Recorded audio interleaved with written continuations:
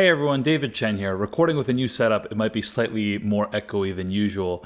And I'm also trying to get more videos out in the world in 2022. So this one might not be even as polished as my normal unpolished videos are, but let's give it a shot. I want to talk a little bit about Ozark. Season 4, Part 1 just debuted on Netflix. Do you guys remember Poochie, the character of Poochie from The Simpsons? It was a character introduced in Season 8 of the show, to the show within a show, Itchy and Scratchy. And basically, Itchy and Scratchy, the show, was not doing very well. And so they're like, we got to introduce a new character, mix things up. So they introduced Poochie, who was a character that was completely unnecessary, very irritating, had no redeeming characteristics whatsoever, existed just as kind of a storytelling device / marketing device, and in the end was hated by all and disposed of unceremoniously. I say all this because I firmly believe that the character of Ben, who's introduced in Season 3 of Ozark, who plays Laura Linney's character Wendy's brother, is the Poochie of Ozark.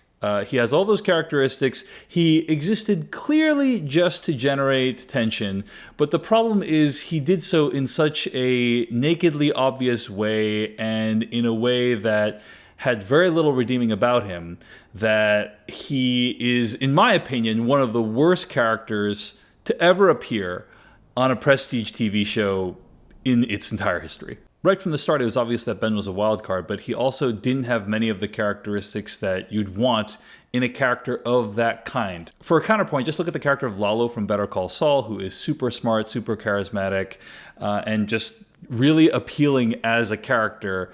None of that was in the character of Ben, and he's just a character that existed to mix things up, to make things harder for the birds.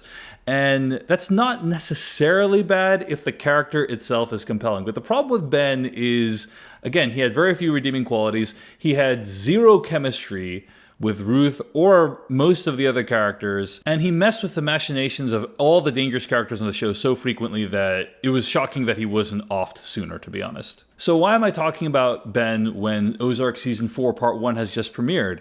Well, I would love to not talk about Ben ever again. I would like to never think about this character again.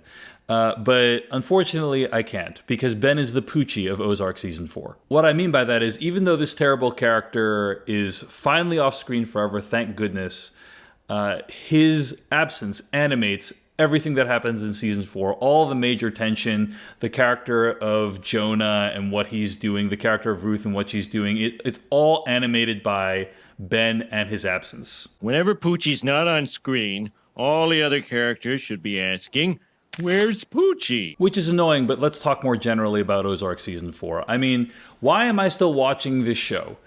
The reason is because there's still many great things about it. You got Jason Bateman and Laura Linney doing some of the best work of their careers.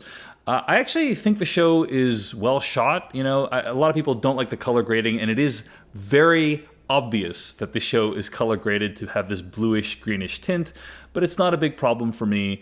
I like how it looks overall and just kind of the shot composition. It's very compelling to me. And to be honest, I kind of remember some of the earlier days of the show when it felt like the show had a clearer idea of what it was trying to say about money and America and the American economy and the drug trade. All that has been lost by this point, in my opinion. And I think that right now the show is basically just killing off the remaining characters. You know, I saw on a wiki that over 200 characters in Ozark have died at this point, which is a really high number of characters, but there's still a bunch left, and many of them still have left to be offed. But this video is ostensibly a review of Ozark Season 4, and overall, I still find the show compellingly watchable and completely devoid of any substance whatsoever. You have characters who do completely implausible things, partnering up in implausible ways, just seemingly to motivate the actions of the plot.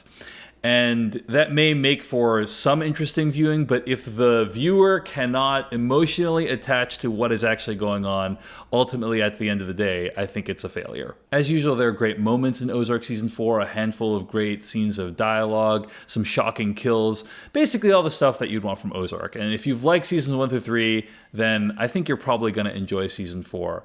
But for me, I can just say this is the only show I watch where I don't feel like I like the show, and I dislike myself after I've watched it. Does that mean the show is bad? Maybe. but it's also something I just feel like I gotta finish. And I can't help myself, you know? I can't help myself because there's so many good things about it. You got great character actors populating the cast often, and I know I'm going to see this all the way through to the end. So this video is kind of just a way for me to say I watched Ozark Season 4. I wasn't a huge fan of it. At the same time, I'm still going to watch all the way to the end. A long time ago, I interviewed one of the creators of Justified, Graham Yost. This is around the end of Season 2 and 3.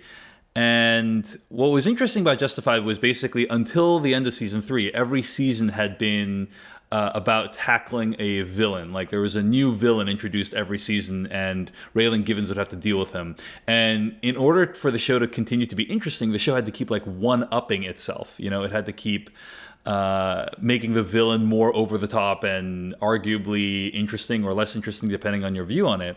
And I remember Graham Yost said something to me like, I think starting next season, we're going to try to find more conflict from within the show itself, which I thought was really interesting. I think that Season 4 of Ozark has tried to do both things. It's tried to introduce new characters that are obviously there just to mess things up again, like this private detective guy or Javi, but it also is trying to destabilize the characters that are already there.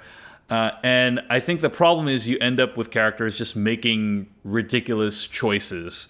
Like Jonah going to work for Ruth, you know, like I understand Jonah might be rebellious, but the idea that he would go to work for Ruth and that Ruth would work for Darlene, a person who she knows is a complete wild card who's like straight up murdered a ton of people. It just is like, I don't buy any of this. I just feel like it's just so ridiculous. And I guess that's okay at this point. You know, that's what the show is, and I should just accept it. So I see the outlines of greater, better shows when I watch Ozark Season 4, Part 1, and it has all the ingredients to be a great show. It just isn't there. And maybe the final 7 episodes, which are going to air sometime in 2022, are really going to bring it home, but somehow I don't really believe it. Anyway, those are my thoughts on Ozark Season 4 Part 2. Let me know what you thought. Am I completely out of my mind, and is Ozark a brilliant show? Let me know in the comments. I'm sure you'll be very kind about it. Thanks to all my patrons for making this video possible. Be sure to sign up at patreon.com/DaveChen to support what I do. And until next time, I'll see you later.